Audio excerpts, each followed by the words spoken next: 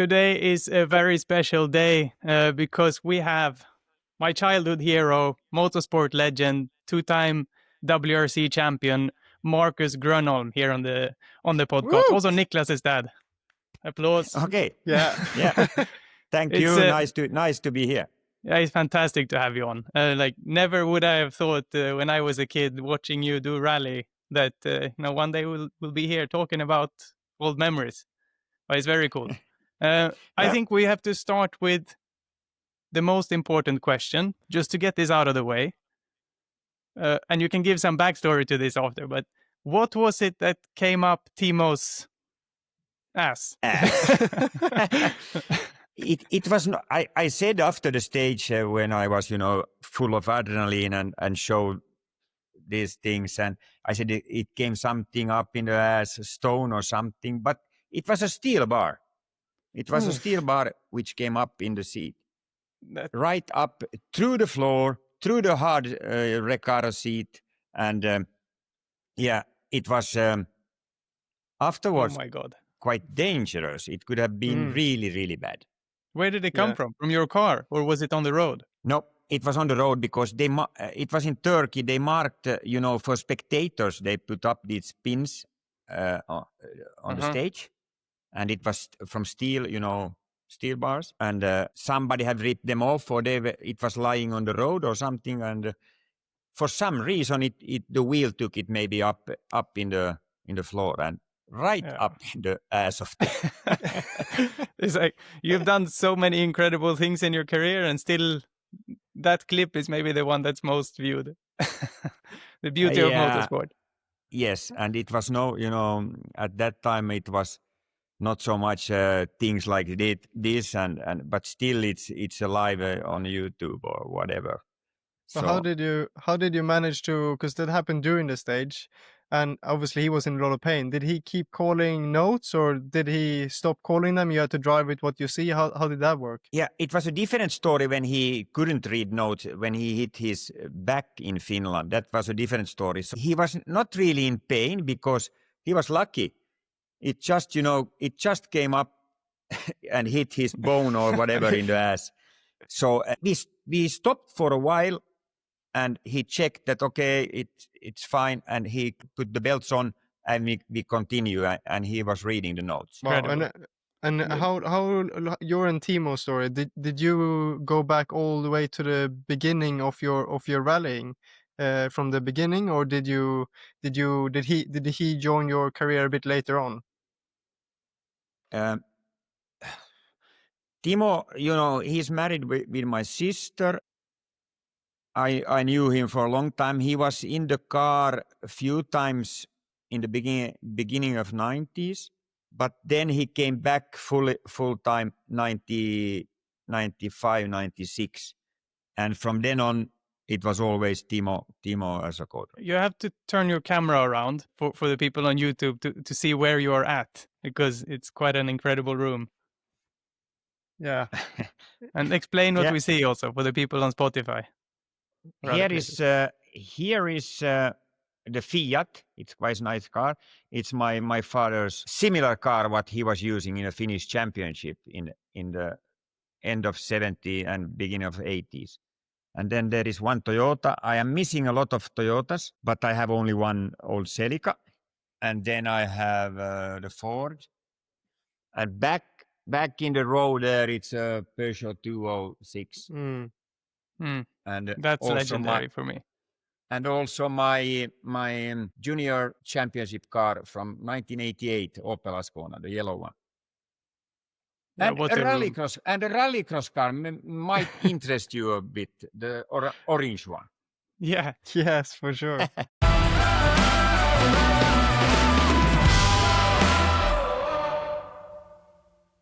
I remember coming to Höljes with our dad, as we always did. Yes. And you were going to drive a race. What is it, in 2000? What? 2008. Yeah.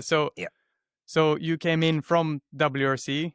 Did you stop that WRC already then, or did you still drive in 2008? Yeah, I stopped. I stopped after 2000. Then I wanted to try something because it was not easy to not do anything. I mean, driving. Okay, I had a lot of job to do at home, but I wanted to drive something. So because I was an old motocross driver, so I wanted to try rallycross as well. So then I did it for few races that year and later on in America also. Yeah.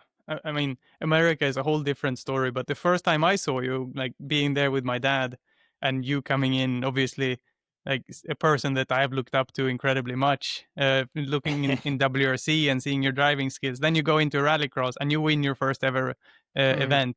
I mean, you had one of those incredible rallycross races where you were super fast, you won the heats, you took the start, you ended up winning the whole event. Like a mic drop moment. And then you went on to do X Games, right? Yeah, X Games. I did a few. I think 2011 when it started. I did GRC. It was the name of the series. With the and with the X best Games. best buy.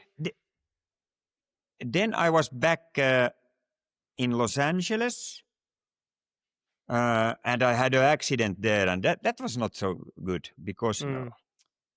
I went to the hospital and it was really bad. I don't remember anything about that crash. No. I know. That's funny. Yeah. Not before and not after.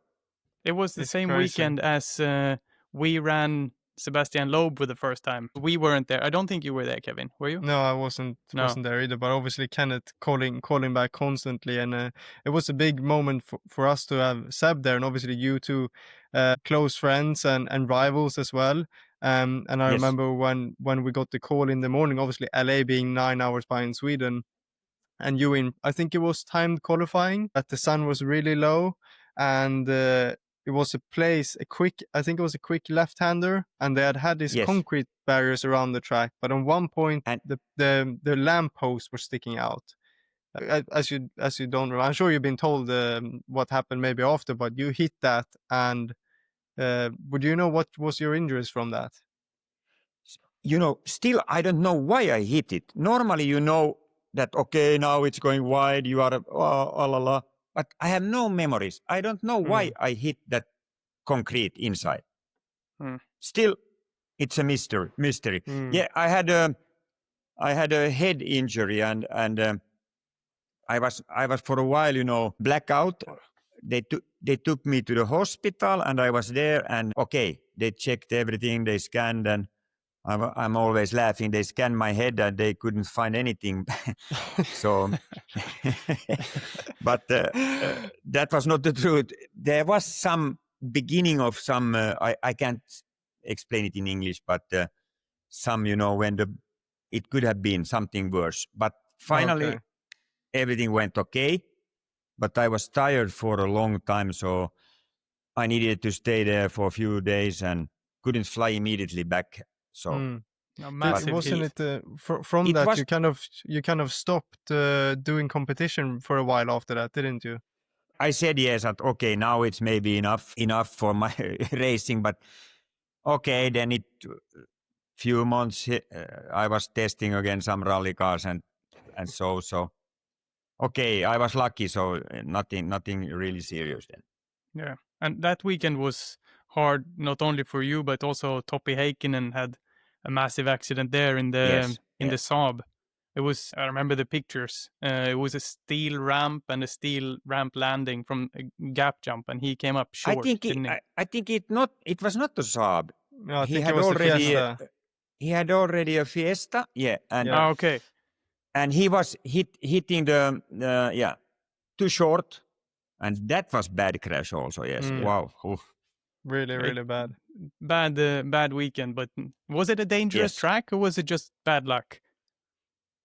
I think it was a bit dangerous track, and where the concrete was, where I hit it, they moved the track all the time because there was some other happenings and drivings, and so I don't know. It was a bit dangerous, yes.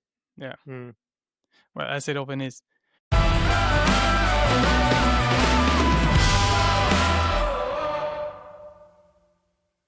Talking about rallycross, and I would like to ask you also, like, your role in rallycross at the moment. Of course, Niklas, he's performing incredibly well this season. He's almost unstoppable, super solid, super fast. How involved are you in what he's doing at the moment and the team?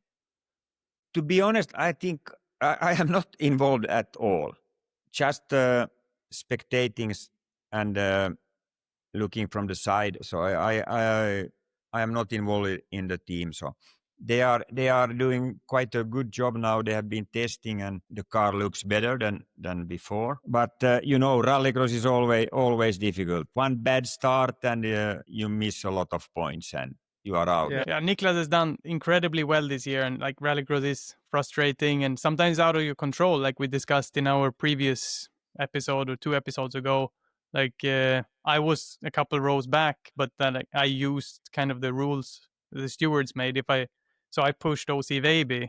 I knew that would cause Niklas to go wide, which was my plan, but the stewards already allowed that kind of move. So I was kind of I feel bad about that one. Maybe here is my apology. But the steward said that move is legal, which is a bit shit, but that's rallycross sometimes. Yeah, it's always the first corners are the important ones and difficult ones. Yeah, in rallycross.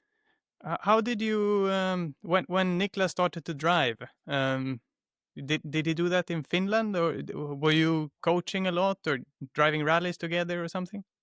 No, to be honest, I have not coached him really nothing. People think that I have been in the car with him a lot. I have not. He have been driving and learning, and I have been just watching from outside and telling him something. But otherwise, he have started to drive by himself. Folk race first, what you have in Sweden. Yeah. Started there. Yeah. Did you also start with folk race? No, I had my motocross first, and then I destroyed my knees, so I have to wait for driver's license, and then I started rally. Yeah, and that was quite late, wasn't it? Nowadays, yes, I was 19 maybe. Yeah, and now they start 15, 16 to drive rallies already, so it's much earlier. Yeah. So you went through, so you had the motocross, got your injuries, and then went into car racing. Did you start in Finland then? If you just talk us through a little bit about your career, because everybody obviously knows your greatness winning the 2 rally championships. But how did you get to the peak? What was the journey like to get there from the age of 19, which maybe nowadays, like we said, is perceived a little bit old? When people stop when they're literally 3-4 years old to start driving, and then so on, getting to Formula 1 at 16 and so on. How did your journey look like to the top? No, to be honest, my rally started because of my injury, in fact, of my knees, because you need, of course, a license with insurance when you do motocross, and then insurance company paid me 15,000 Finnish mark. So that 15,000 I used to my first rally car. That's how it started. Wow. And I bet I didn't think that would be the money that you used it for, a rally car. Exactly. My mom was not happy because I bought a rally car, and it was an old Ford Escort, and I started to prepare it, and we did first rallies in the winter, and slowly I came up and could get better cars, and but it was a difficult way. I had a long journey. Finnish championship year after year. Then I got money for one race, maybe 1 or 2 world championship races. Almost always Sweden in the winter time, and then something else. And yeah, it took me a really long time. I was 30 years when I got my first contract with Peugeot. So I was really late. Yeah, and you won your first title in 2000. Is that correct? Yes, that's correct. Yeah. And what happened like, just before getting your contract? Like, how did you get your break to get Peugeot's eyes on you, and how did you turn professional? It was funny because I I knew that I heard, of course, that Peugeot is planning to come. I introduced myself, and he was not sure. At that time, it was a Swedish driver, Thomas Rådström, also competing with a Toyota. So he was not sure, is it Rådström or Grönholm who is calling or whatever, who is on the line. But somehow they came to watch Rally Finland that year, 98. They came to see how everything works. And I was lucky that year to get was it third car, yes, for Toyota to do Rally Finland. So I was at one point, I think I was even leading the rally with Toyota. And then that was the main thing that got them interested then to sign me. And it was a difficult journey up to that. But then one rally, everything changed, because then I had the chance, in fact, 4 other teams made an offer. Really? So I was completely, what shall I do? Wow. What shall I do? Yeah. After, I mean, before that, it was nothing and always so difficult. But then, and finally, finally, I made the right decision to go to Peugeot, because that was exactly the best thing I could have done. Yeah, I was going to ask that. Do you feel you made the right decision? Of course, they gave you the 2 titles. But yeah. Exactly. And they gave me, 1999 was a learning year for them, testing the car, doing only half of the season, 6 rallies or something. So that was the best, for me. I could do a lot of tests, then do a lot of rallies, and start properly the 2000. Yeah. So it was really good. And winning straight out of the box. Yes, straight out of the box. Did you do all the management of choosing yourself which team to go for? Did you have a management team helping you to try and, make negotiations for salaries and things like that, as you do for a professional? Or was that all yourself? In the beginning, yes, it was all by myself. But then when it came to the contract and discussing money, I didn't want to do that, because I was not used to it, and to ask money, it felt strange. So I had help from one manager in Finland. He helped me through the contract, but mainly it was I was speaking with the teams. Yeah.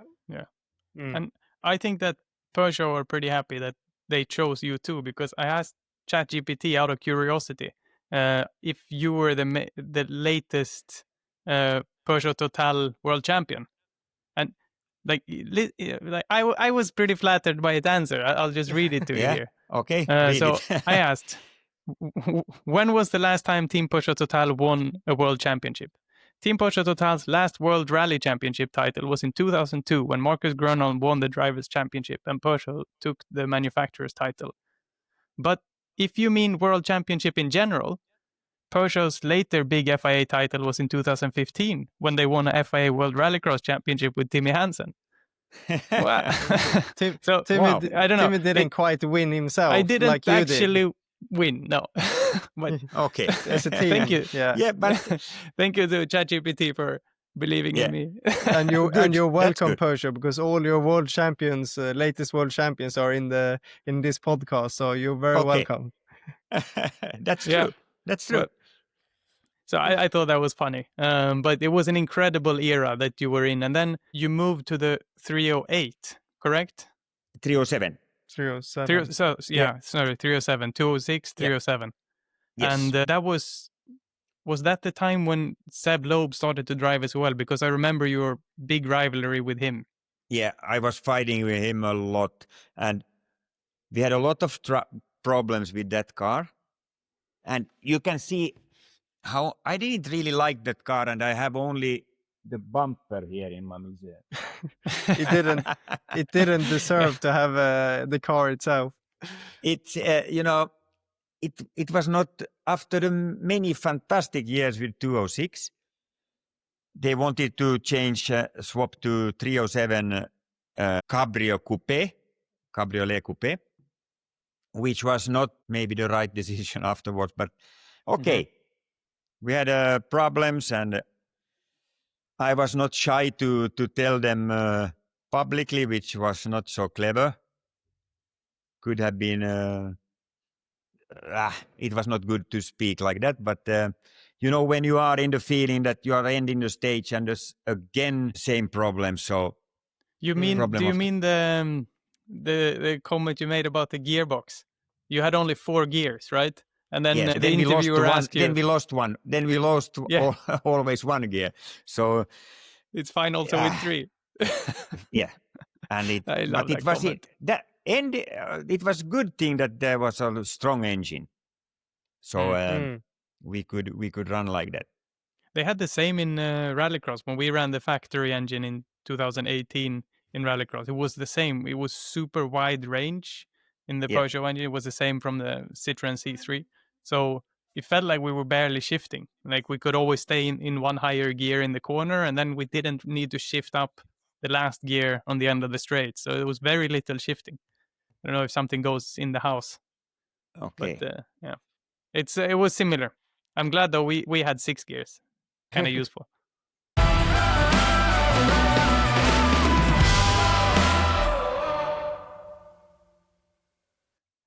So then your rivalry with Loeb, it was super close a few times, wasn't it? And you nearly beat him a couple of times. Of course, then history is history. But can you talk about that?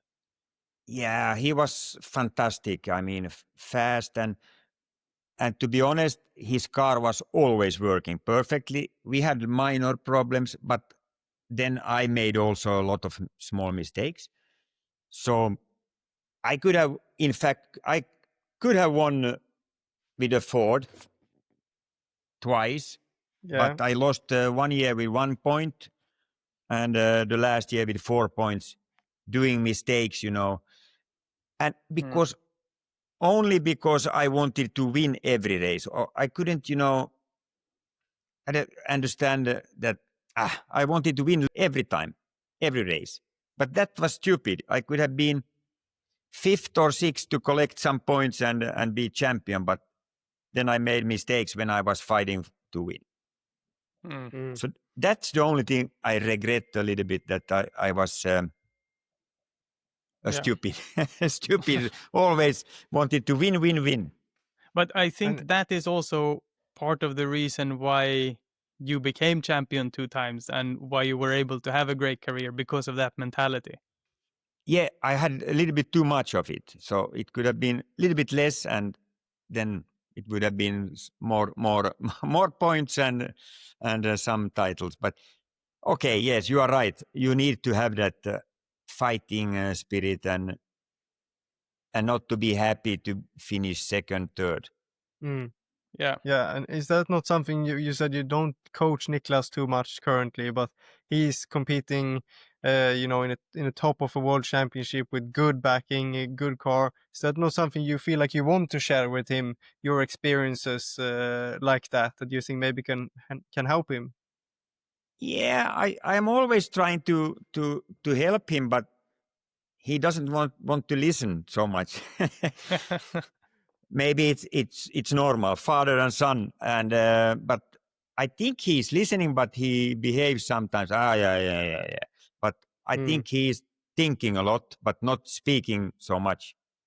It was the same with me when I was doing karting and single seater. I hated when Dad tried to give me driving advice, because I was like, "Oh, you're old, you don't know this stuff." Like I'm pioneering this sport. That's the mentality of a young guy trying to make a career.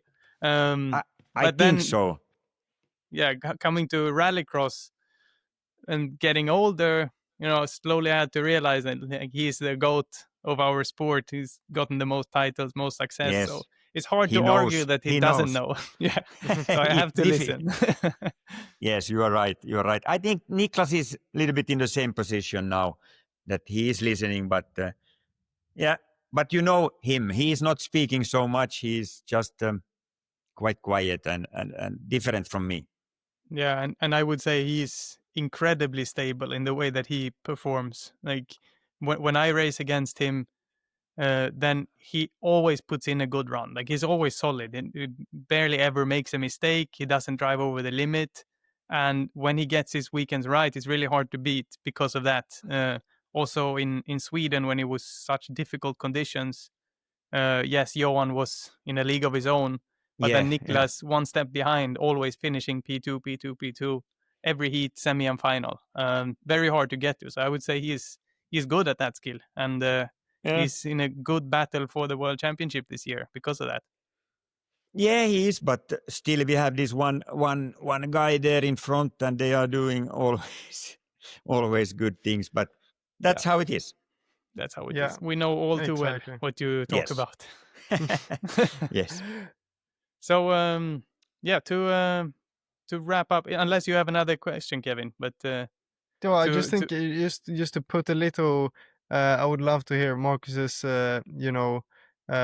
thoughts on, because being involved in rallycross a bit now, what you think the sport is missing. We're not thriving as we used to be. What do you think we as a sport needs, looking from your perspective, being at the top of World Championship and seeing so many different series left, right and center? What do you think the sport needs right now? No, it was fantastic when a few years back when there was 4 or 5 manufacturers. But how to come back to that, I don't know. But one thing is good now, in my opinion, that you can watch live quite easy rallycross now on YouTube. So that's good. That's the first step. I mean, to people to know that you are driving. A few years ago, people here in Finland, they didn't know anything about rallycross, and it was a race. Nobody. There is no pressure at the races and so. But I think this year it started very well. Let's see now what happens. We need more teams, which is not easy, but still the sport is so good. But yeah, I am not maybe the right man to say what to do now next. Maybe we can just convince the Grönholm Rallycross team to come back. Yeah, it would be fantastic to come back again, but now Niklas have a good team and the economical situation is not so good in Finland, and to find the sponsors hard. But let's see what happens. I would love. You have the belief. Yeah, and I think we have asked this to all of our guests. If you can dream freely, and if you could combine yourself a team, what just your fantasy, your dream team, what would your race car be? It can be anything from the past. What would your 2 drivers be, and who would your team principal be in this team? Of course, I would say as a car, Peugeot, but you have it already. Maybe I pick up Toyota, which I started with. I make a Toyota team. And of course, drivers, I don't know. I would love to have maybe 3 cars. Okay. We take Niklas and Clara and a quick driver as a third driver or whatever, first driver. Yeah. Team principal, I take Timo Rautiainen. Right up in the ass. He has been through everything. He has been through everything, so I choose him. I would love to see that team with 3 cars, a Toyota from when you a Toyota maybe of the future, and just a team principal that cuts the bullshit. What a wrap up of the episode also. Like we started talking about Timo, we end with Timo. Yes. Fantastic. That's good. It was fantastic to have you on the podcast. I really enjoyed listening to you and hearing your stories. It was super interesting. Thank you for joining. And to everyone's been listening, thank you for listening. Please share a comment, give a like, whatever. Just support the podcast. Makes us really happy. And we'll see you again. You. Yeah, thank you, Marcus. Thank We'll you, see you Marcus. again on Thursday. See you there.